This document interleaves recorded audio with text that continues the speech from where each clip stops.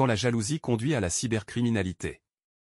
L'enfer, c'est les autres, écrivait le philosophe Jean-Paul Sartre.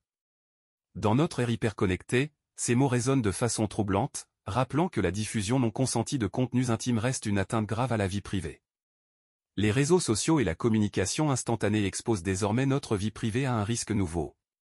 Un simple clic peut suffire pour diffuser des images ou vidéos intimes sans le consentement des personnes concernées, mettant en péril leur dignité et leur sécurité. Le chantage sexuel et le « revenge porn » figurent parmi les formes de violence numérique les plus toxiques.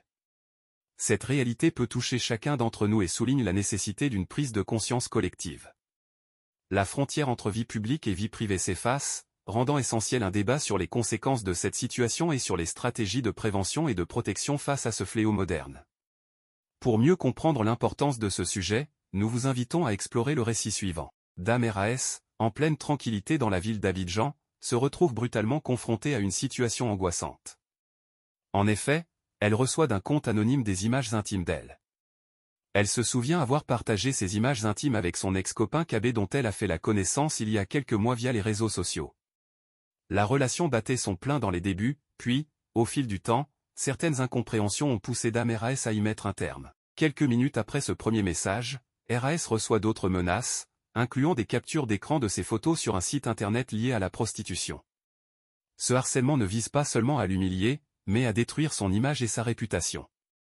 Face à cette situation intolérable, RAS décide de prendre les choses en main et se rend à la plateforme de lutte contre la cybercriminalité, PLCC, pour porter une plainte. Les investigations menées par la plateforme de lutte contre la cybercriminalité, PLCC, en collaboration avec le laboratoire de criminalistique numérique, LCN, ont conduit à l'interpellation de Dame BTA. Lors de son interrogatoire, elle révèle les raisons qui l'ont poussée à agir. BTA ne nie pas les faits qui lui sont reprochés. Elle explique avoir agi par jalousie. Ayant appris que RAS était la nouvelle compagne de son ex, GRA, un sentiment destructeur l'a poussée à créer un faux profil sur les réseaux sociaux pour se faire passer pour Kabé. Désireuse de se venger, BTA a obtenu les images intimes de RAS et les a publiées sur un site dédié à la prostitution tout en ajoutant des commentaires la décrivant comme étant une fille de joie à la recherche de clients.